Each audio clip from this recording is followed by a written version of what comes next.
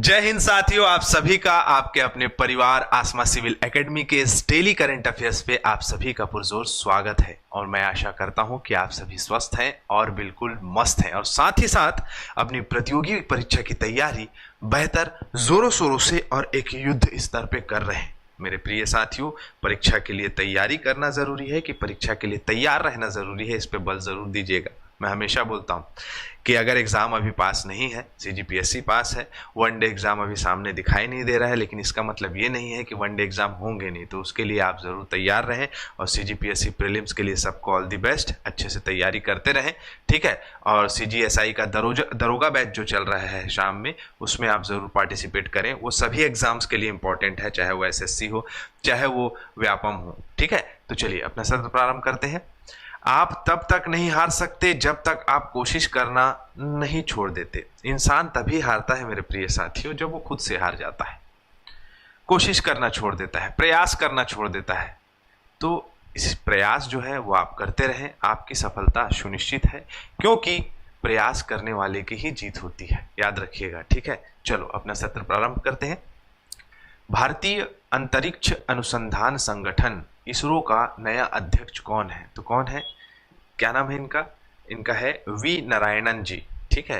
तो आइए, यामिनी ने सही आंसर दिया है, शशि ने बिल्कुल सही आंसर दिया है, रोशनी ने बिल्कुल सही आंसर दिया। वेरी गुड प्यारे बच्चों, अपनी कंसिस्टेंसी ऐसी बनाए रखें। Very good.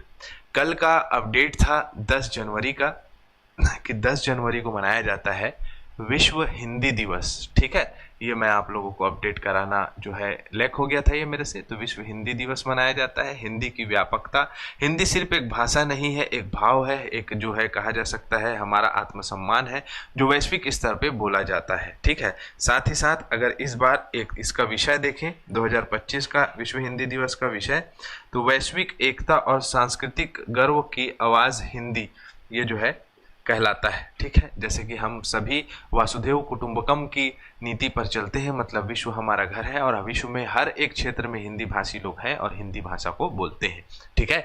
चलिए अपना सत्र हम प्रारंभ करते हैं, अगले प्रश्न की ओर आगे बढ़ते हैं। प्रश्न इस प्रकार से है, आपके स्क्रीन पे ये रहा।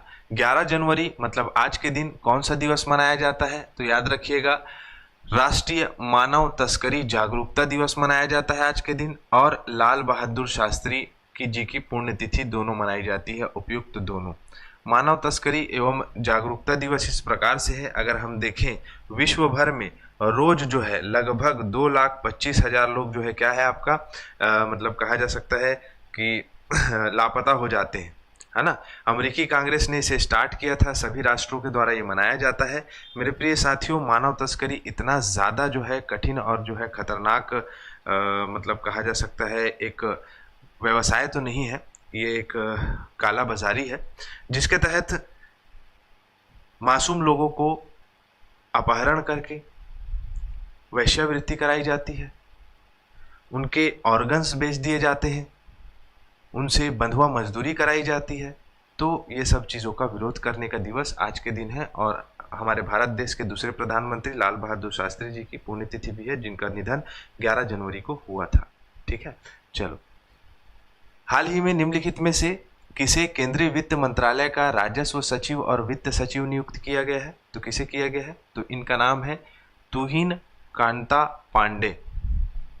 केंद्रीय वित्त मंत्रालय और राजस्व के मामले में ये क्या करेंगे? लेखा जोखा करेंगे, हिसाब रखेंगे और आपका राजस्व विभाग को इसका रिपोर्ट पेश करेंगे। साथ ही साथ जो संसद है, संसद में इनकी रिपोर्ट मतलब जो लोक लेखा समिति होती है, उस लोक लेखा समिति में भी जो है राजस्व सचिव का जो है काम होता है कि रिपोर्ट पेश करना, ठीक है।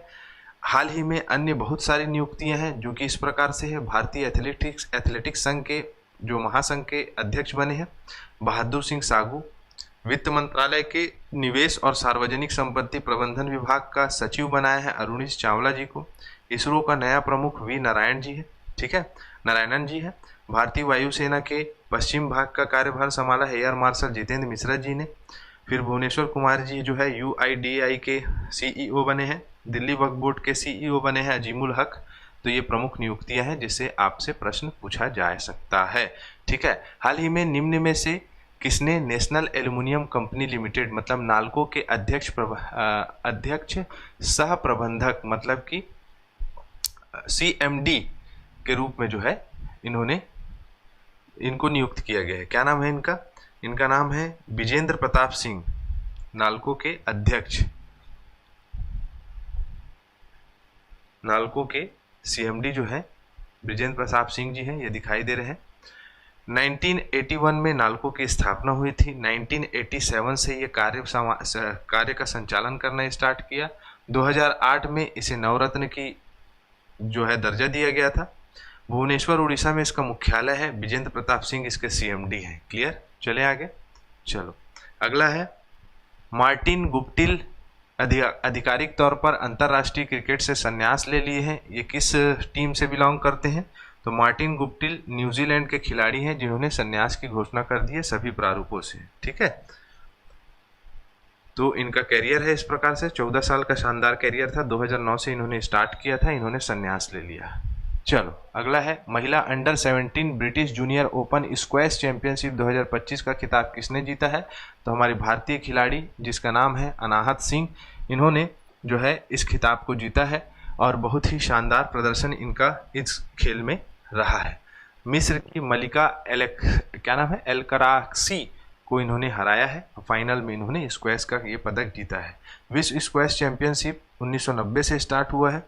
पुरुषों की प्रतियोगिता पहली बार 1976 से लंदन में स्टार्ट हो चुका था, है ना।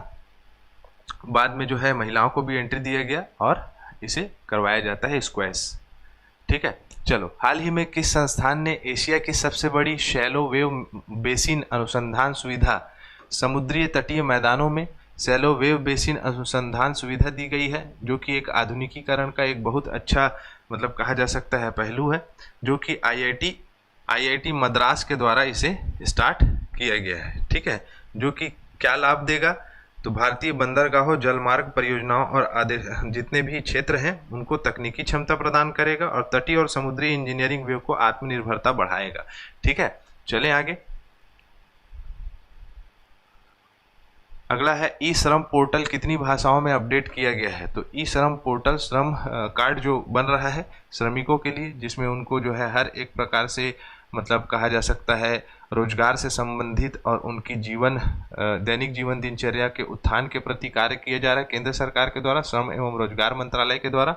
इसमें टोटल 22 आधिकारिक भाषा कौन सी जो संविधान में जो है आपका जितनी भी भाषाएं हैं 22 भाषा, तो उनको अनुसूचित भाषाओं को भाग 8 में जो है मतलब लिखा गया है, तो उसको जो है 22 अनुसूचित भाषाओं में इसका शुभारंभ कर दिया गया है। अब क्षेत्रीय लोग अपनी भाषा में बोलेंगे तो सारा चीज़ ई श्रम कार्ड या ई श्रम पोर्टल में सारी चीज़ें दिखने लगेगी। अब जैसे कि छत्तीसगढ़िया मन, मैं क्षमा चाहूँगा यहाँ पर जो मैंने भाग 8 बताया वो अनुसूची 8 में है। भाग 17 में 22 भाषाओं की जो है आपके बारे में वर्णन है, तो उन भाषाओं पे ये जो है आपका लाया गया है ई श्रम पोर्टल। अब जैसे छत्तीसगढ़िया में बोली तो ओला बाकायदा जो है ओखर जानकारी प्राप्त हो जाए, है ना। ठीक है, तो आप उसको देख सकते हैं।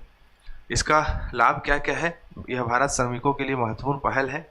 इससे वे पोर्टल का उपयोग अपनी मातृभाषा में कर सकेंगे, है ना, और अपनी समस्याओं का समाधान आसानी से पा सकेंगे।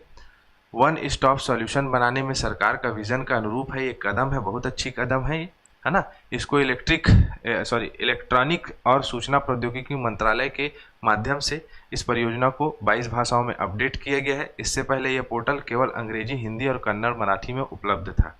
ठीक है, यह भारत सरकार द्वारा असंगठित क्षेत्र श्रमिकों के लिए महत्वपूर्ण पहल है, जो कि 2021 में शुरू किया गया था। ठीक है, अलग अलग इसमें देख सकते हैं। इसके मुख्य उद्देश्य असंगठित क्षेत्र के लिए श्रमिकों का पंजीकरण कराना, उन्हें विभिन्न सामाजिक सुरक्षा एवं योजनाओं से अवगत कराना, जोड़ना, योजनाओं का लाभ उठाने में उनकी मदद करना, ये सभी कार्य किए जाएंगे। ठीक है, चलें आगे। अगला है हाल ही में निम्नलिखित में से किसने प्रधानमंत्री पद से इस्तीफा दे दिया? तो किसने दे दिया है? जस्टिन ट्रूडो ने कनाडा के प्रधानमंत्री से इस्तीफा दे दिया है। इंडोनेशिया 10वां सदस्य होगा ब्रिक्स का। बहादुर सिंह साहू जी एथलेटिक्स महासंघ के अध्यक्ष बने हैं।